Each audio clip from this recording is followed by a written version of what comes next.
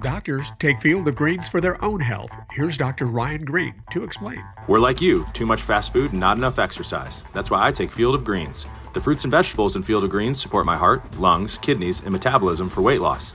And Field of Greens promises your doctor will notice your improved health or your money back. Get 15% off with promo code HEALTH at fieldofgreens.com. That's promo code HEALTH at fieldofgreens.com. Product is not intended to diagnose, treat, cure, or prevent any disease. Welcome, fellow wanderers. Today I'm joined by fantasy author and fellow Tolkien superfan Aaron N. Hall. Aaron is author of the Wevleyan Chronicles and Hammerfist series. He and I met at FanX in Salt Lake City this year, 2023, and I think our conversation started off by me walking up to his booth and saying something like, "What influence, if any, has Tolkien had on your work?" And from there, we had a short conversation, and here we are today. Aaron, thank you for joining us on the Lord of the Rings podcast. Oh, I'm so excited to be here. Thanks for the invitation. Help us understand a little bit, what is it about the movies and Tolkien's story, Tolkien's world, that just draws you in and captivates you? I've seen the movies, I can't tell you how many times. I mean, I was raised on those movies. I didn't finish reading the trilogy for my first time until this last year. I was very late to the game. I still haven't read the Silmarillion. I'm a little intimidated by it. But, dude, reading the books, it was so profound. I mean, my favorite book was To Kill a Mockingbird for the longest time until I finished reading Lord of the Rings. And now it's like Lord of the Rings, Return of the King. Like, that is my favorite book, you know? The movies are perfect. I can't think of any other film trilogy that's so perfectly well done. For a while, I thought even like the original Star Wars trilogy could give it a run for its money. But as I've gotten older, I'm like, no. Like, it's really good. Star Wars varies in quality so much. And I feel like everything, well, not everything, but most Lord of the Rings stuff that's been produced, the books, the movies, they are absolute S tier quality. 10 out of 10 works. Rings of Power was good. I liked it, but I feel like it didn't match the quality of Peter Jackson's trilogy. But yeah, it's the movies are perfect. It's perfect fantasy, perfect casting. Special effects still hold up 20 years later. It's fantastic. It's so good. I mean, it's like I rewatch the trilogy at least once a year, at least.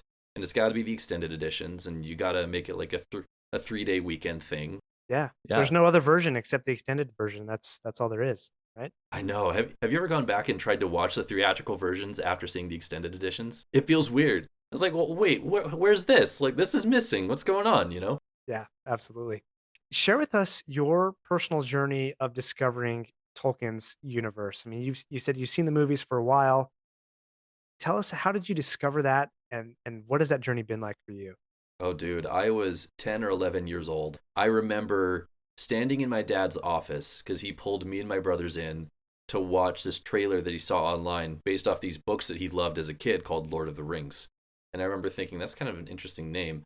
And we watched this trailer of Fellowship of the Ring with horses riding and Liv Tyler shouting, "If you want him, come and claim him."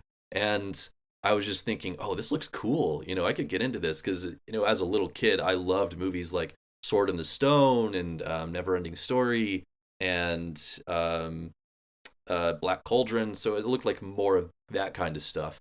And, you know, my dad was such a huge Lord of the Rings fan. We made sure we had tickets. I think it was for opening night. But I remember the only seats we could get were like kind of close to the screen. So it was a lot to take in as like a 10 or 11-year-old. And it's a long movie for a kid to be sitting through too. But it was also competing with Harry Potter at the time for like popularity in the theaters. Of course, I 10 or 11 forget years old. that. I really forget Yeah. that. Yeah, Fellowship of that's the true. Ring and Sorcerer's Stone came out like the same, like within a month of each other, you know?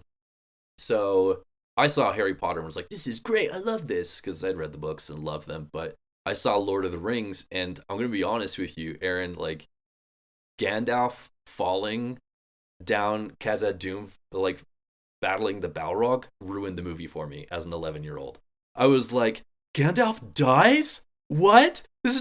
I hate this movie. It's so dumb.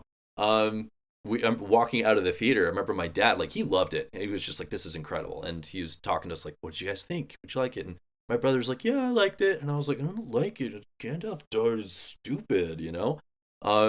But when we got home, he ended up like pulling me aside because, you know, I was so distraught over that. And he's like, hey, listen, don't tell your brothers, but Gandalf comes back in the second movie. All right, so he's not dead. I was like, okay, but yeah, seeing the other two movies, we had better, seats in the theater, and Return of the King won all of those Oscars, rightfully so, and it's just phenomenal. I mean, but that's where it started for me. It was like once you saw those like in my early adolescent years, I was off to the races. I mean, I was watching that movie, that trilogy at least once a year. Had to be done. I'm the same way. I think I'm just just a couple years older than you. And I remember Hmm. going to the theaters at 14, 13, 14, 15, and just experiencing those movies for the first time.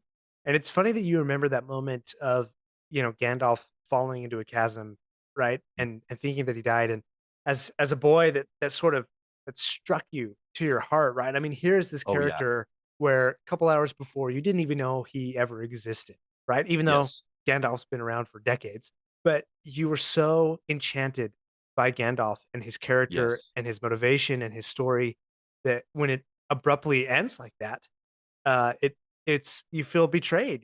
It's very jarring and you were so distraught. There's a lot to be said. Like there's a lot of modern stories where there's no real consequence to characters' decisions. Like if somebody dies, they just come back. I mean, we ripped on Star Wars a little bit. Like this is kind of one of my main complaints about Star Wars. Like the likelihood if you fall down a pit is you probably survive. You're You're alive dead. again. You Yeah. know. Ugh. It's just Uh, it's like so Palpatine's back. Are you kidding me? Are you yeah, kidding me? yeah. And Oh it's my just like gosh, a it was line in the infuriating. opening scroll. There's nothing, and that's the thing where I like Tolkien is like, okay, yeah, well, I'm going to kill a character. He's going to be Gandalf. But the thing about it is, there's so much depth and complexity to that because he's an immortal creature, right? He Hmm. comes from the West and his body dies. And what does that actually look like? And can he be brought back to life? And if he does, then what does that look like? And so that's just, I think, one of the things from a storytelling perspective that sets Tolkien apart from Hmm. especially modern storytellers of their actual consequences. And if you're going to bring somebody back to life like that, like it has to make sense within the rules of the universe. You can't just have one line in an opening crawl and say, yeah, Palpatine's back. All of Sure. your childhood movies are just shattered. Yeah, I mean, if you're gonna bring someone back like that, you have to allude to it, and it has to be meaningful. I mean, there has to be some build up to it. I mean, in the case of Rise of Skywalker, that was just I have like two rants to go on, but number one, like Rise of Skywalker just felt like anxious filmmaking. It was coming from a place of assuaging the concerns of an angry Star Wars fan base, but they forgot to tell a meaningful story in that. It was just like it felt like a Chat GPT fan service script, and it made everyone upset. It's like, oh, we just got a crappy movie out of this, and it just ruined anything.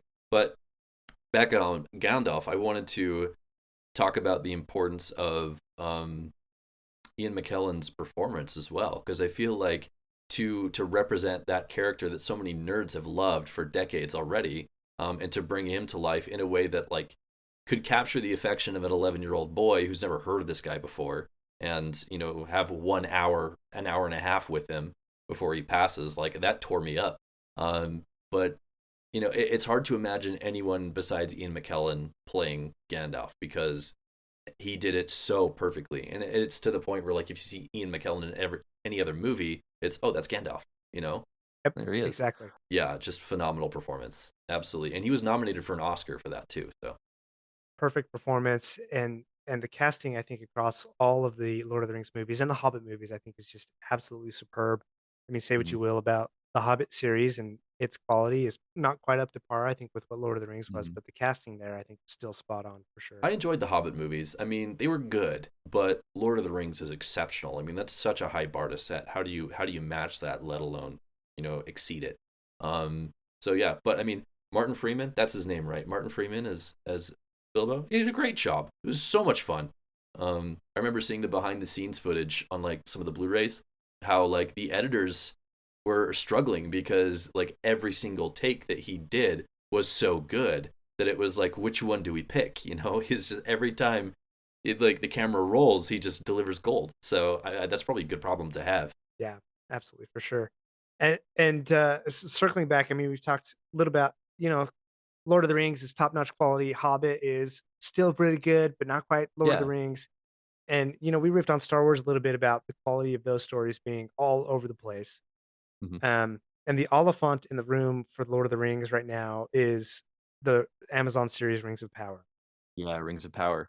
Yeah, So and do you want you I sorry, you go ahead. yeah, let's dig into Rings of Power a little bit. You have a blog post about this, and it was Yeah. pretty high level, and I thought you were pretty fair. You had some good things and some criticisms to say, but let's talk Yeah. a little bit about Rings of Power. How do you feel like what's the good in Rings of Power? What's the bad? Initially, I want to hats off to the people at Amazon who spearheaded this project because I mean, with its budget and with its subject, I mean, the stakes are already so high, to add something meaningful to the Tolkien universe is that's a huge undertaking. From what I understand, and you can correct me on this, is that they were very limited on what they were allowed to use. Like apparently like there were certain parts of the Silmarillion that they weren't allowed to touch.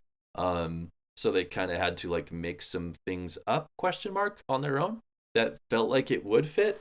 So that's I don't know. That's you're running a race with a sprained foot already. But I liked it. I liked the show overall. It was like a 7 out of 10. I feel like visually it was one of the most stunning shows I've ever seen. Like visually it was impeccable from the makeup, the wardrobes, the CGI. It just looked incredible. I liked the characters. I liked the twist at the end. I thought it worked. The biggest issue that I thought it struggled with was its pacing. It felt like a lot of episodes were building up to something, and there was one episode of payoff in those like 8 or 9 episodes where I was like, "Oh my gosh, that was awesome! Like I can't wait to see what comes next." But nothing important really came next. It felt like it was building up to something with very little payoff. And as an audience, I want to have kind of those roller coaster moments where you have the huge payoff and then you have the lulls that builds up to the next payoff. But we got like 7 episodes of build up, an eighth episode of payoff that was exceptional, and then like another episode of tour that were like good. But at the end, when it was all over and season 1 had concluded and the credits rolled, I just felt like, I wasn't fully satisfied. I'm excited to see what they do with season 2. I hope they knock the ball out of the park. But season 1 was it was good, but it could have been better. Yeah, absolutely. And I agree a lot with what you're saying. I think visually it was top notch, 10 for 10. The Mhm. music, I do really enjoy the music. It's fantastic. Yeah. But like you say, the storytelling, the pacing of that story, the building up, the payoff, I do feel like there was really something missing there. And uh, I look at you. You are a storyteller, right? You're a Mhm. fantasy author, and Yeah. you've got a couple of books out there, and I've even watched some of your Instagram posts. And it's like your storytelling style is very engaging to me. Like Thank I you. feel like there's build up, and there's payoff. Like you even had one little story about kidnapping a kid, right? And I only Yeah. saw it for about 30 seconds or so, and it was a fun little story, but it was so Mhm. engaging. If let's pretend that the showrunners of Amazon Rings of Power, they came to Aaron Hall and they said, "Hey, rewrite one of our episodes for us. You can pick any episode you want to do and you can rewrite it any way you want to rewrite it." What would you do? Shoot. Oh gosh. See, I don't know because it's first of all, it's been like months and months and months since I've seen the show. It's been a year. Oh, it's been a year. Okay, all right. It's been a solid year, so I would have to go back and rewatch the first season. I don't know. I almost feel like that episode where I'm assuming everyone on this podcast has probably like seen it by now. Okay. The episode where Mount Doom erupts and becomes Mount Doom, that should have been the season finale. Like right there. Because that was the episode that had the most intensity. That was the episode that blew my mind. I was like, holy crap, 10 out of 10. That was awesome. And then we had the extra stuff an episode or two later with Sauron, kind of like revealing himself. I thought that was interesting. But it's like that huge episode should have been the finale, and we would want some more simmering um little like hints and clues like along the way that feel like they were delivered a little bit differently. I have to go back and rewatch it, man. I mean, it's been so long. I need to revisit it. I get that, and I think that response is somewhat telling because we've talked about the Lord of the Rings movies and how we feel like, yeah, we watch the extended version, we do that every year, but then Rings of Power, it's like, oh yeah, that's a thing that happened, and Yeah. oh yeah, it's been a year ago, and so it's like I feel like there was a lot of potential there, and I am really, I for one am really hoping, I want them to succeed. Like Hmm. I Yeah. want on screen Middle Earth material to just be epic and amazing and Yes. enchanting storytelling. And so, I'm not rooting for them to crash and burn. I'm not calling it fan fiction or anything like that. I do want them to succeed. And I do feel like their storytelling, their dialogue, their pacing, everything that you've kind of said does need a bit of an upgrade. Yeah. And the showrunners hadn't written for any major production before ever. From what I understand, it's like, the Tolkien estate listened to pitches from all these major studios who wanted to pick up Lord of the Rings and, do their own series, but none of them felt right until they met these two guys who, had never worked on a major show before, and they said, here's our idea, this is how we would approach it. And Simon Tolkien was like, yeah, that's the one, that feels the best to me. So these two newbies basically stepped up to the plate to do this. And shoot, man, if this is their first show ever, I think they're doing pretty good. Like that's huge shoes to fill, huge clown shoes to fill, like size 27s. So yeah, I'm hopeful for season two. I hope they improve upon what they've previously done, because I'm like you. I don't want to see anybody fail when it comes to pursuing their dream of writing for a Tolkien property. That could be awesome, a huge honor. But yeah, and yeah, even if it is fan fiction, there's some great fan fiction out there, and who's to stop them from making some glorified fan fiction for Amazon? That's cool. I'm about that. I really love how you say that. And I will give them credit. I mean, the time period, the idea that they picked, I think of all the ideas that I heard thrown around or rumored around, like a young Aragorn, I was like, oh, okay, that's cool. Or like a Gimli slash Legolas spinoff. Okay, great. But of all the ideas or rumors that I heard, I was like, yes, this is the most epic. This is the most expansive. And it's also the most like you have a lot of wiggle room because Tolkien of that era wrote mostly like high sketches. Like the actual detailed stories are pretty few and far between of the Second Age of Middle Earth. And plus, it's like it's a perfect prequel, right? We have the Hmm. Rings of Power that we're trying to destroy. How were those created in the first place? Like, what a Yeah. fascinating question. So, yeah, I think you're right. We should give them some credit. If this is their very first major show that they have done, they've picked the right ballpark to play in.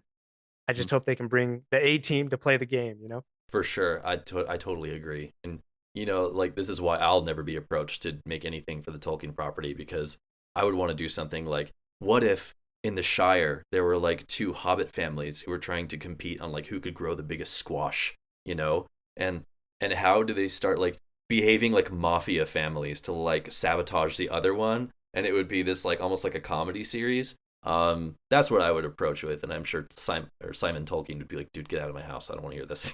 That would be fun, but I'm pretty sure, yeah, Simon Tolkien would definitely would squash that for sure. Um, Squash that? yeah, Squash it? exactly. No pun intended. There we Uh, go. That's funny. we're not done yet. If you like this episode, please leave a review and share with your friends. And remember to subscribe if you haven't already. We'll be right back. Do you ever find yourself thinking about who would win in a fight between Goku and Superman? Hi, I'm James Gavsey, and on the Who Would Win show, me and my co-host Ray ignore anything important happening in the outside world and debate fictional battles between characters from comics, movies, and video games. We got a new show every week, and almost always am I the winner. Yeah, not true, Ray. In the past, we've discussed such matches as Captain America versus Darth Vader, Solid Snake versus the Iron Giant, classic matchups like RoboCop versus Terminator, and even the Muppets versus Sesame Street. That one was crazy. So if you're a fan of geek culture and love a spirited debate, check out the Who Would Win show wherever you get your podcasts, or check us out at whowouldwinshow.com. So let's circle back around a little bit to Lord of the Rings. You talked about how Gandalf and you kind of had that moment in the theater. And I like to ask people their favorite character in Lord of the Rings, but there's so many. So I'm going to be really nice and I'm going to give you three. So your top three favorite characters in all of Lord of the Rings. In all of Lord of the Rings, well, number one, Sam, of course, because he's the actual hero of the story. I collect Funko Pops, and they're like sitting on my bookcases in my place. And usually the way I do it is I pick my favorite character from every fandom that I feel like has done something meaningful or has affected me. And of course I picked Sam. Got to have the Sam Funko. I think he's holding his sword, but Sam is awesome. I mean, Frodo would not have gotten far without Sam. And their friendship, the love that they have for each other is just so pure and good. And I love that. Number two, shoot. Gosh, this is a hard question. This is like, I'm racking my brains now. I'm like weighing things out. It's like, I feel like 2 and 3, it's going to be Aragorn and Gandalf. It's so close. It's hard to put like one above the other. But Gandalf just being the father figure to Frodo that he needs and wants, and also this badass wizard, just doing his thing. And he's funny too, like all the crap that he gives to Pippin all the time. It's just funny. And it's like in the books where the Ents and Merry and Pippin have just taken Isengard. And they don't even know. Well, at that point they do know that Gandalf is alive, right? Like they met him very briefly in Fangorn Forest, yeah. But after they've taken Isengard, Gandalf's like riding by to catch up with some other people, and he stops and sees the wreckage and fires an order at Pippin without even saying like hi and like so good to see you're doing well. It's just like, Pippin, listen to me, like this is what's going on, and just always giving him crap. And Aragorn, of course, just the ideal like image of masculinity. He's so strong, so capable, so trustworthy, and so loving and good to not just his friends but all of those he comes in contact with. Those 3 characters are so compelling and great.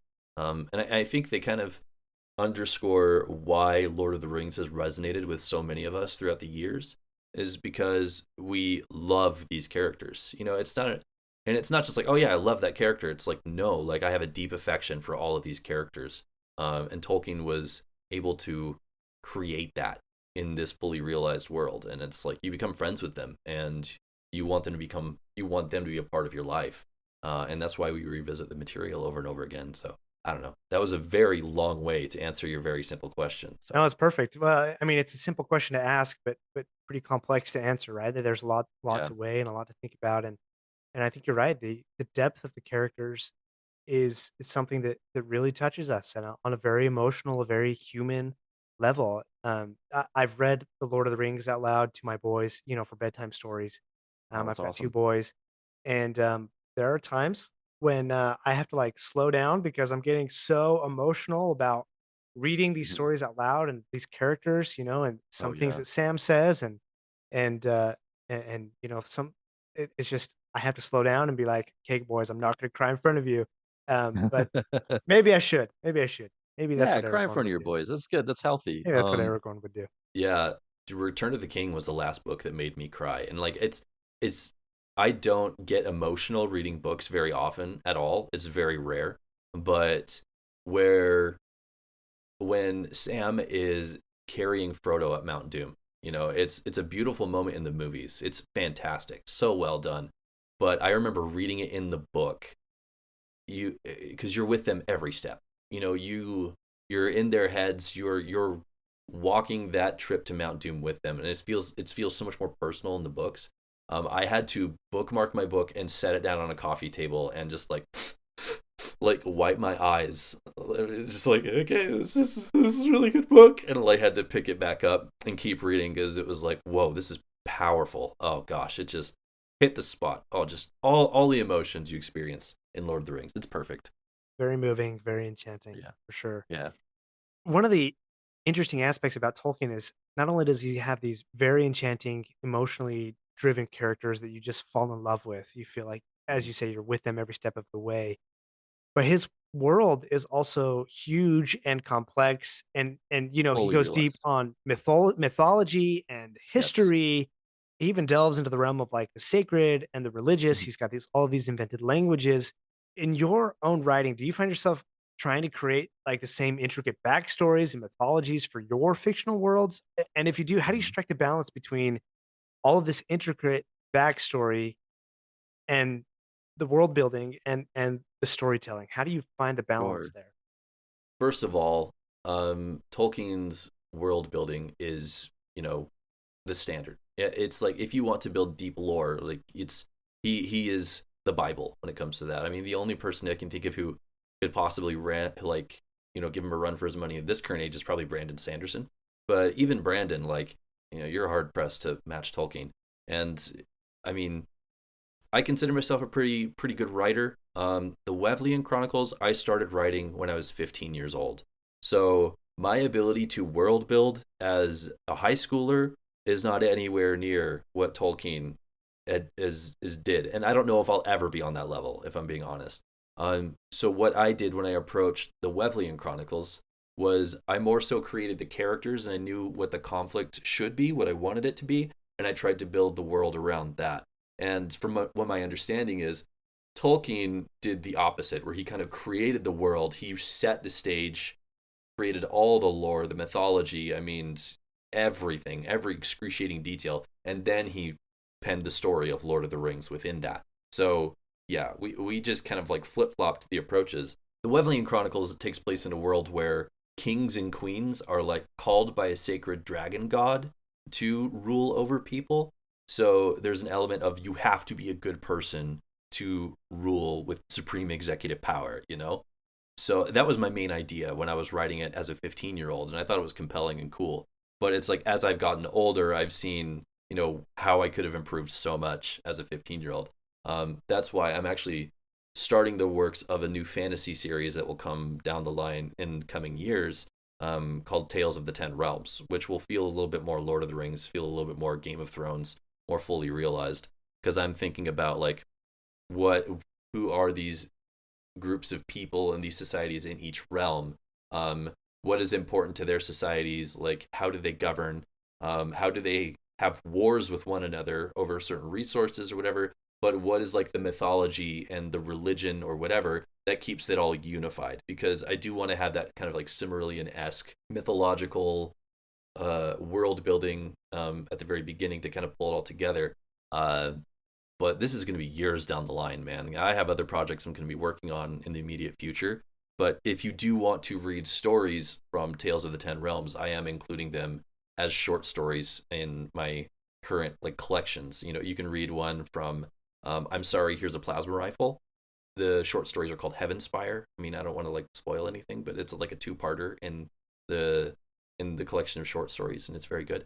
And this next book that I have coming out, called Love Letters to a House on Fire, has a short story that revolves around a family in a different realm within the Ten Realms. So I'm like slowly introducing like stories that take place in this universe, but full novels will come much later.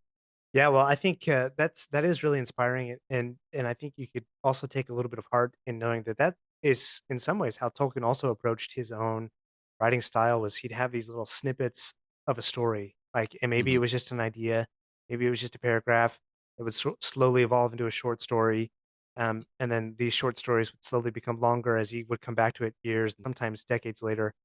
And then these stories, he began to realize, oh my goodness, they're starting to connect, right? But in his mind, it was all about the invented languages, the history, the mythology of it all. And then he realized, oh, I should probably have a story here that connects everything together, right? But Mm-hmm. that process of over years taking a slow approach to crafting a story, and sometimes you don't always see how the puzzle pieces are going to fit together. Yeah. I think that's a really beautiful approach, and so I think what did you call it? Tales from the Ten Realms. Is that your? Yeah. Tales of the Ten Realms. That's like the working title. Because there are 10 realms in this world. But yeah, they're all like different kingdoms that are kind of connected. But yeah, it's gonna be very like Lord of the Rings, Dungeons and Dragons, very like OG high fantasy, and I'm excited, because at 15 years old, I was a really good writer for my age, but like, and thankfully the Wevleyan Chronicles, I've had help from some really good editors in recent years who've helped me kind of like tidy up my work. And it's still a great read. Like the trilogy's really great if you're into something that feels like Game of Thrones with the symbolism and mythology of like Chronicles of Narnia, but I'm a much better writer now. Like I've gotten so much better in recent years. So I'm excited to take a stab at high fantasy again in the near future, where it feels like it's just going to hit all the right notes. It's going to be a really, really good read. Awesome. Well, I look forward to hearing that story. And it's funny you mentioned being a good writer for 15, because when I was 14, 15, and just having experienced the Lord of the Rings movies and some of the books and some other fantasy authors, I also tried my hand at writing some fantasy stories and things. And Awesome. we were great writers at the time, right? But Yeah. looking back, I'm sure there's things we would change and edit now. Oh yeah, tell me about it, man. But that's the creator's curse. I mean, like I'm sure I'll look back at what I'm writing now in 10 years and be like, oof, man, I still had so much to learn. And that's the beauty of it. We're always learning. We're always developing in our crafts, and that's okay. You can look back and say, shoot, that was okay at the time, but I'm so much better now, and you'll be right. And it's funny we say this. The curse of the creator. Tolkien had a word that he would use in some of his academic writings, and when he was writing about Lord of the Rings, he called it subcreation. Right, this idea of we're all creatures under a great creator, and part of our nature is to try to create things, whatever that is, right? And you can see that in Lord of the Rings. They're always creating rings or creating Silmarils or creating kingdoms or statues. But this idea of subcreation that we're always trying to create has just kind of been in the nature of humans. I love that. I think that's why I really admire the work of artists and writers, and because those are the givers in our lives. I feel like when it comes down to it, like the world has two kinds of people. There are givers and there are takers. There are the takers who want to build their own little empire. They want to take what they can, and get themselves all wealthy, situated, company, whatever. But then there's the givers who create things for others to enjoy. Whether you're writing an epic fantasy or you're painting a beautiful portrait or something, and you're creating things to help make the world better. And I want to be a giver through my stories. And Tolkien definitely did that for us, because I mean, look at all the lives he's touched through the world and the people that he created. It's amazing. Yeah, absolutely. Well, Aaron, for our listeners who are eager to explore your work further, where can they find more information about you, your books, and any upcoming projects that you'd like to share? Well, if this episode drops on October 12th, my new book is out today. Love Letters to a House on Fire: Stories, Poems, and Ransom Notes. It's on Amazon, where all my books can be found. But if you want to take a look at like my broader work, read my blog, see my other works, just go to aaronnhall.com. Aaron, another N for my middle initial, walkthroughthehall.com. But that's a great starting point. You'll find everything you need right there. Perfect. We'll put a link to that in the show notes as well for anyone who wants to explore. Well, Aaron, thank you so much. This has been a real treat for me. Thank you for wandering Middle Earth with me today. The pleasure was mine. Thanks for the invitation.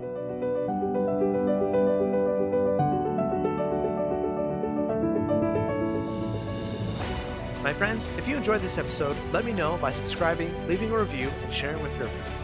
Follow me on Facebook or Instagram at Lore of the Rings Podcast. For feedback on the show, please email me using the link in the show notes. Until next Thursday, remember, not all those who wander are lost.